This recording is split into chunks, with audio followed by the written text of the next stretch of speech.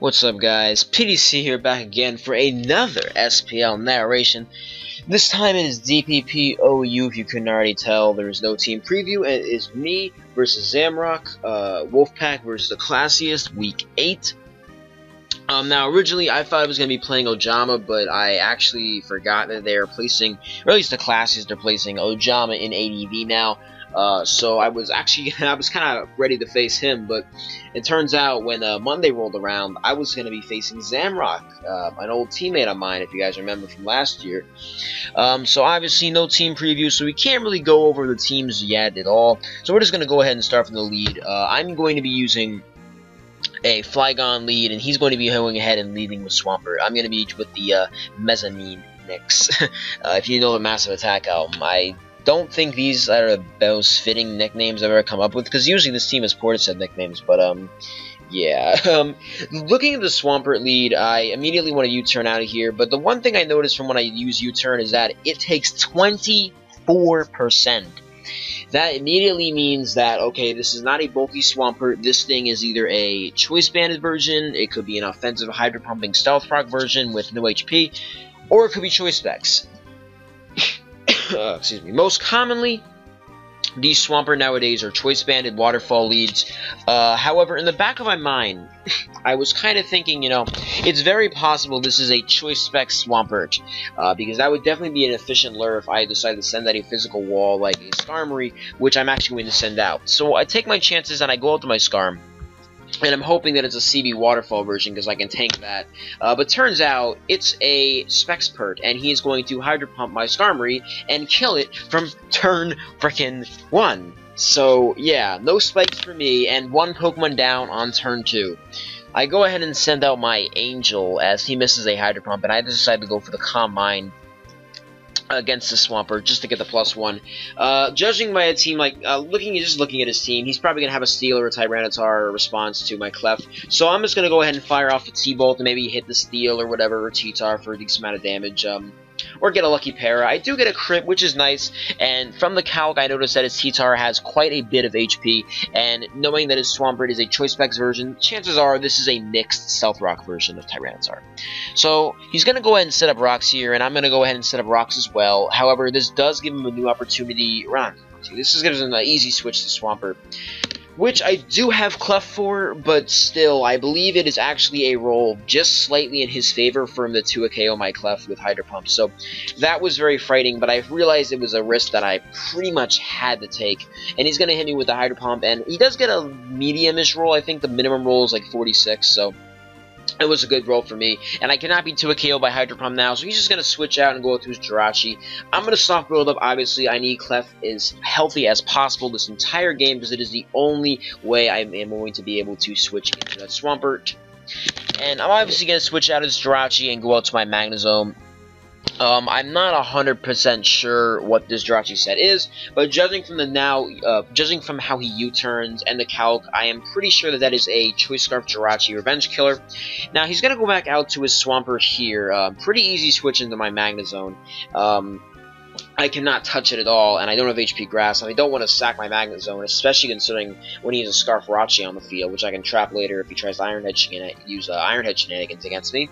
And he goes for the Earth Power against my Magnezone. I go for Protect, I heal up pretty much all the damage that I took, and this gives me a free 100% switch into a Ground Immune, which I have 2 of. I have a Flygon, and I have a Gengar.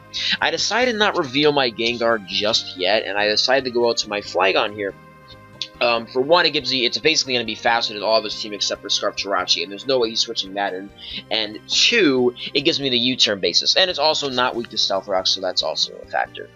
I'm just going to set the U-turn out, and I once again calc the U-turn, and I managed to find out that I believe there was a max HP bulky Rotom Wash with Choice Scarf. It could have also been Colbur from the immediate calc, but judging from the trick, it's obvious that he is Choice Scarf, and that's going to screw my Apoudon over. Now, Hippo would have been pretty useful in this game considering the T-Tar, Scarf Jirachi, and, you know, whatever else he has in the back. I'm just going to switch out my Hippo now, and I'm going to go out to Clef, which does not give a damn about this Rotom at all.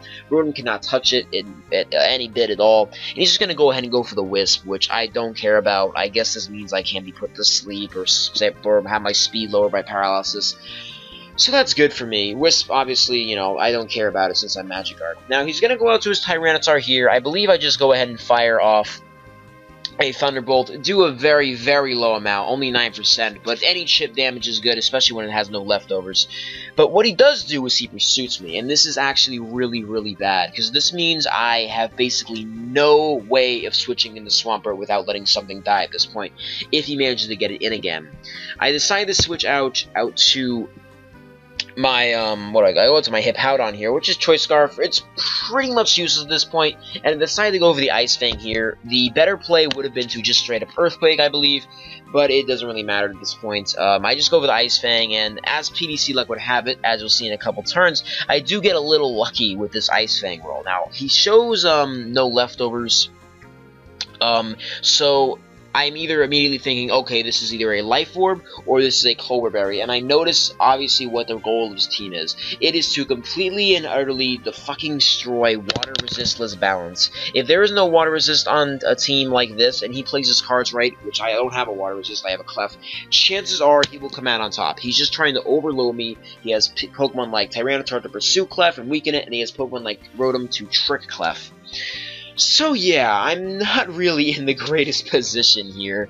Having no water resists is a definite hassle when you're faced with 2 or more water types. However, I do manage to get the freeze here with Ice Fang, which is really helpful, meaning that he cannot spin. I guess he was predicting the Rotom or Ghost there. So, he didn't go with the spin right away, and he's going to go ahead and switch out his Starmie, just going to cure it from the freeze, and he's going to decide to switch out to his Jirachi. Now, what I decided to do is I decided to go ahead and switch it back out. I believe I go to Clef here, because that's pretty much my only switch, really. And I believe that I could tank 2 Hydro Pumps, and regardless, it's a decent enough play, because this way I do gain a little leftovers if he remains frozen. So I'm going to switch out my Clef here again, and I believe I go back out to Magnezone, just to make sure that if he does decide to get funky and wants to maybe, I don't know, go for an Iron Head, it's going to kill him. And I know that he's basically forced to U-turn, so that's also a very good situation for me. So he's going to, of course, U-turn out, and he's going to go out to his Swampert, which, like I said, I cannot touch in the slightest with my Magnezone. However, I do have a pretty clear sacrifice here, and that is my Hippowdon, which is at 12%, I believe. I'm just going to protect here to waste Hydro Pumps, you know, see if he maybe misclicks or does a stupid play and doesn't Hydro Pump, but he's obviously just going to go for it. If he had Surf there, he could have went for it too. I don't really know what SpecsPert carry. I assume it's Hydro Pump, Ice Beam, Earth Power, and maybe HP Electric or something like that. I'm just going to sacrifice my Hippowdon. It is completely useless at this point. It's just a sacrifice for something like Swampert. And this gives me an open turn to go into my Clef and to heal up. So I am going to be able to heal up my Clefable here, but obviously the Swampert is still a gigantic threat, and of course this is just going to give him a free switch into his Tyranitar, which now I know has Pursuit, and I'm a little worried about. Now, judging from what he's already revealed, he is Stealth Rock, Pursuit. Chances are he is Crunch, and his last move is probably Fire Blast, because judging now, he doesn't really have a fantastic check to Scizor. Of course, he does have Rotom with Will-O-Wisp, and he probably has Fire Punch Jirachi, but still, those are not exactly the best switches to ASD Scizor, especially if it has U-turn or it Hazard in the field and can wear you out. So, he's going to go ahead and crunch me. He's doing quite a bit, and luckily I do call his switch correctly. I do decide to switch out and go out to, I believe I go to my Magnezone here, to tank the crunch, and then I decide to play another game and go back out to my Flygon on the predicted Fire Blast. So he does get a defense drop. Luckily I switched out when I did, because if he got the defense drop on Clef there, I believe that pretty much would have been game completely, because then he could have just pursued me into Oblivion. So I decided to switch out my man next door, my Magnezone, and go back out to my Flygon, predicting the Fire Blast or Superpower, but I'm pretty sure that he was carrying Fire Blast over Superpower, and he decides to go out to his Swampert. Now, this is one of the main reasons, why I will always recommend using Adamant Scarf Flygon. His Swampert is probably 0 HP. It probably is not carrying all that much bulk. And my Flygon, as you all know, is not exactly the strongest breaker around. But an Adamant Outrage, even from only 328 attack, is still not something to mess with. So what I decided to do is just go balls to the wall, hope he stays in, and outrage this thing, and I managed to get the kill and send that Swampert, the biggest threat to my team, into Oblivion. Swampert's dead, but now he reveals something else, and that is the third water type. So obviously now we can kind of tell that the clear goal of this team is to just completely and utterly overload the ever-living fuck out of my teams. Typically when I use balance in DPP, I don't always go with the water resist. Usually I'll just go with something that can tank water attacks like Clef or Blissey or something of that matter. And if you try and overload, especially, well, Blissey can usually take repeated water attacks over and over and over. But if you try to have a Pokemon like Clef sponge everything and some of the attacks or some of the water types are just way too strong for it, you could be in a lot of trouble. And that's obviously the goal in which Zamrock is trying to accomplish here. Just overload the ever-living fuck out of water-resistless balance, which has become really popular in DPP as of late. So he managed to take quite a bit of advantage of me, and he definitely called my team style very well. But now I'm going to be locked into Outrage, and he has a Gyarados staring at me, which he is free to Ice Fang, kill me, or Dragon Dance in my face against. Now, he does decide to go for the Dragon Dance, and I actually get kind of lucky here, and I actually pull a 3-turn Outrage. And 2 Outrages plus Sand is going to get rid of this Gyarados. But Zamrock makes a really bad chokish play, and he actually Dragon Dances twice. I realized later in the game that he thought that he would survive 2 Dragon Dances, but I mean, survive 2 Outrages and manage to get the +2, but obviously that is not the case. I asked him for his spread, and I believe it turned out that he could not have survived 2 Outrages plus a Sand Roll, so I'm not really sure what his thinking was there. Maybe he assumed I was Jolly Scarf gone, I don't know, but he's going to go ahead and send out his Jirachi here, and I'm going to go ahead and go back out to my obvious switch, which is Magnezone, which is actually getting kind of weakened here, but now the tables are turning. You see, at the beginning of the game, he got a KO turn 2, and it looked like I was completely in a losing position, but now he really lost pretty much every single breaker he has, and his team is actually getting really weakened. He's going to go out to his Starmie here, and I'm just going to decide to go for the Protect, and then decide to kill it with Thunderbolt. I want to get rid of the Starmie, which is really the last big threat here, combined with Jirachi and Tyranitar. It's his last form of special offense that can actually harm me, as Rotom Wash is incredibly weak.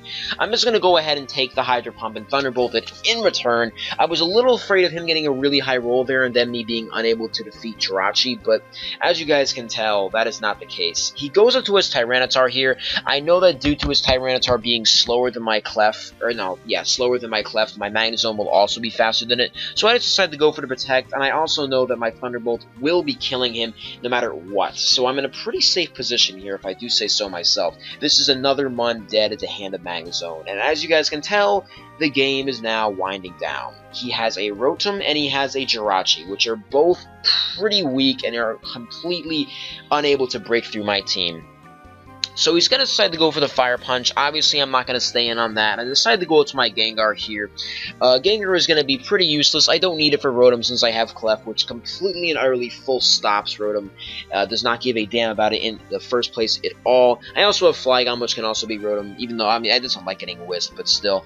I'm just going to go ahead and hit Jirachi with a Shadow Ball and sacrifice Gengar, and now I'm going to go out. I believe I go to my Flygon here, and I decide to go for the U-turn.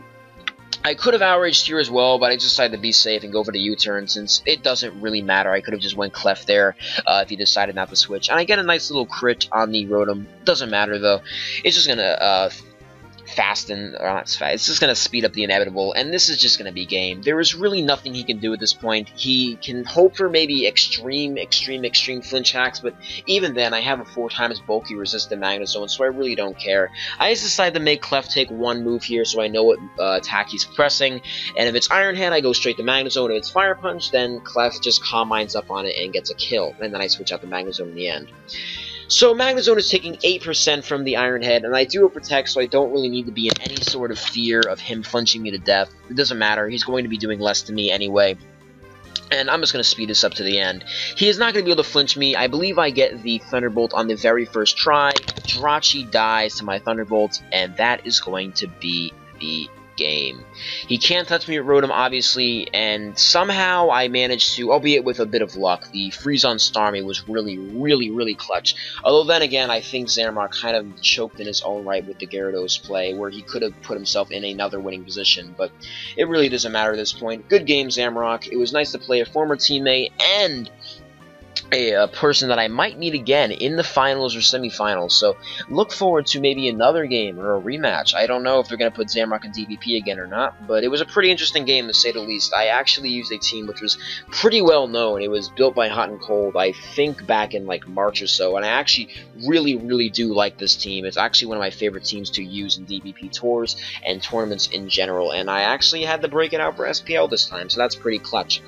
But anyway, thank you all for watching. Hope you appreciate the DPP games, and I will see you all on the next one. Peace.